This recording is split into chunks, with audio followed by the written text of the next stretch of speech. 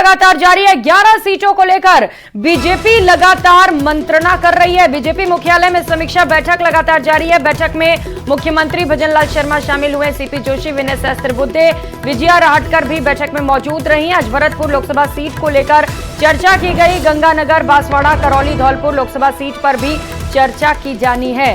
तो चुनावी नतीजे जो बीजेपी के लिए चौंका देने वाले रहे, क्योंकि बीजेपी को उम्मीद थी कि सभी 25 की 25 सीटें इस बार भी भारतीय जनता पार्टी ही जीतेगी, लेकिन ऐसा हुआ नहीं। महज 14 सीटें ही बीजेपी लेकर आ पाई और ऐसे में ये चिंता की बात है पार्टी के लिए कि आखिर सीटें इतनी कम क्यों हो गई। इसी को लेकर लगातार रिव्यू मीटिंग की जा रही है और बैठक में फीडबैक लिया जा रहा है, जिसमें कि कैंडिडेट सिलेक्शन को एक बड़ा मुद्दा माना जा रहा है।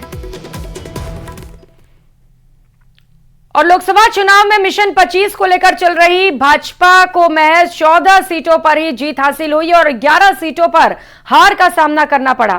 इन चुनावी नतीजों ने प्रदेश से लेकर दिल्ली तक के नेताओं की नींद उड़ा दी है। प्रदेश के बड़े नेता भाजपा मुख्यालय में हार के कारणों की समीक्षा में जुट गए और लोकसभा सीट पर फीडबैक लिया जा रहा है। सूत्रों की माने तो हार का प्रमुख कारण टिकट वितरण में खामी और भीतर घात को भी बताया जा रहा है। देखिए इस रिपोर्ट में।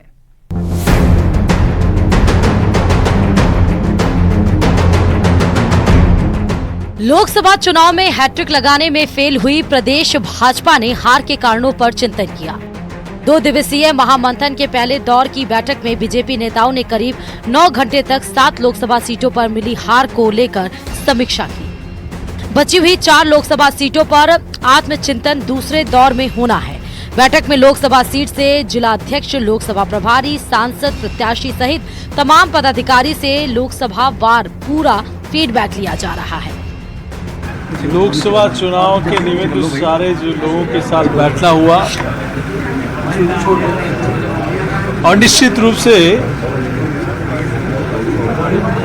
जहां कहीं कमी होती है उसका चिंतन भी होता है, बातचीत भी होती है। और आगामी कार्यक्रमों को लेकर 21 तारीख को योग दिवस, 22 तारीख को सुंदर सिंह जी भंडारी जी की जयंती, 23 तारीख को डॉक्टर श्यामा प्रसाद मुखर्जी की पुण्यतिथि, 25 तारीख को आपातकाल, मन की बात का कार्यक्रम 6 जुलाई को डॉक्टर श्यामा प्रसाद मुखर्जी की जन्म जयंती, ऐसे अनेक कार्यक्रमों को लेकर चर्चा।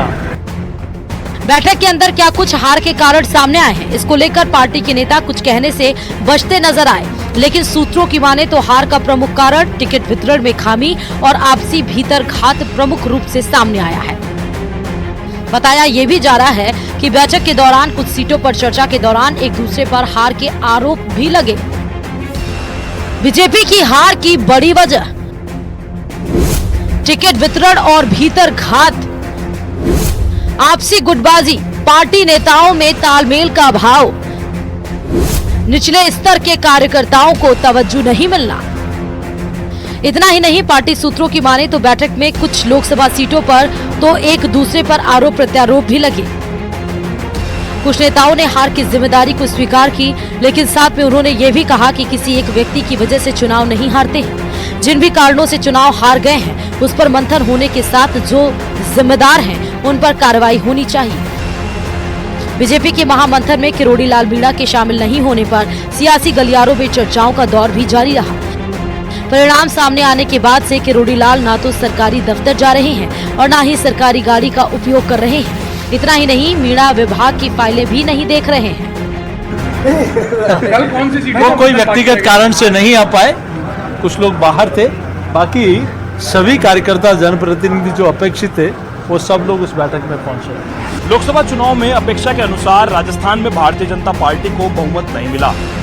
खामियाजा ये हुआ कि एनडीए में सीटें कम पड़ गई, लेकिन बहुमत जुटा करके एनडीए ने अपनी सरकार तो बना ली। लेकिन अब राजस्थान के अंदर भारतीय जनता पार्टी की सीटों को हारने के क्या कारण है, इस पर मंथन शुरू किया गया है और हार का कारण जो है वो जानने के लिए प्रदेश के प्रभारी से लेकर के प्रदेश अध्यक्ष तमाम जिला अध्यक्षों से सीधे रूबरू हो रहे हैं।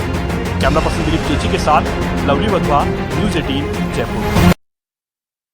उधर पाली शिक्षा मंत्री मदन दिलावर रविवार को पाली जिले के दौरे पर पहुंचे। मंत्री दिलावर के सर्किट हाउस पहुंचने पर कैबिनेट मंत्री जोराराम कुमावत और बड़ी संख्या में शिक्षा विभाग के अधिकारी, कर्मचारी और भाजपा के पदाधिकारियों ने साफा और माला पहनाकर स्वागत किया। मदन दिलावर रविवार को जिले के दौरे के दौरान बालराई गांव में राजकीय उच्च माध्यमिक विद्यालय के उद्घाटन कार्यक्रम में शिरकत करेंगे, जहां से सोनाई मांझी गांव में मेधावी छात्रों के अभिनंदन कार्यक्रम में शिरकत करने के बाद जिला मुख्यालय पर कलेक्ट्रेट सभागार में जिला स्तरीय अधिकारियों के साथ बैठक कर सरकारी योजनाओं के क्रियान्वयन को लेकर भी चर्चा होगी।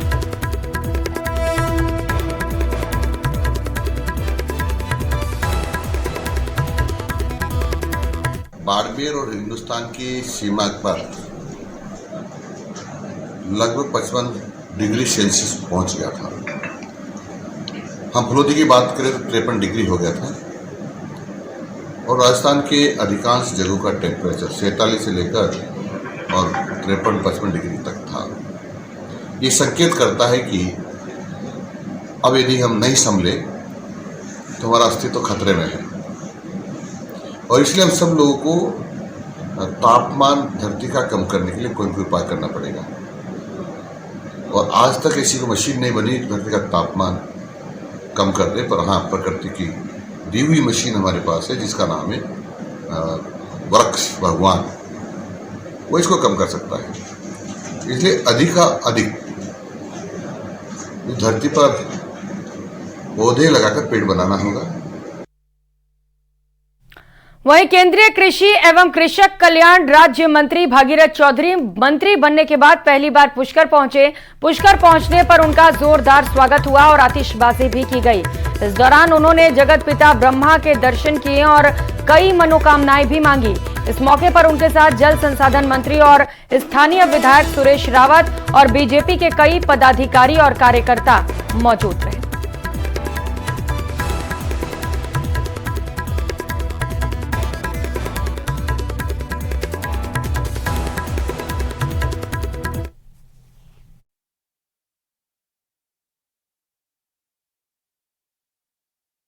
वर्मा जी कि आज यहाँ हमने दर्शन किए और वर्मा जी से हमने प्रार्थना करी है कि हे सृष्टि के रचयिता वर्मा जी हमारे को शक्ति दे ताकि ये सारे तीर्थों का गुरु पुष्कर राज है। यहाँ की पवित्रता, यहाँ की भव्यता और यहाँ हर तरह से यहाँ की जो समस्या है वो सब दूर करने की हम दोनों को शक्ति दें। एक सरोवर में जल बिल्कुल स्वच्छ हो, आचमन करने के लायक ये जल हो सरोवर में और यहाँ सीवरेज का गंदा जो पानी है सीवरेज सरोवर में नहीं जाए।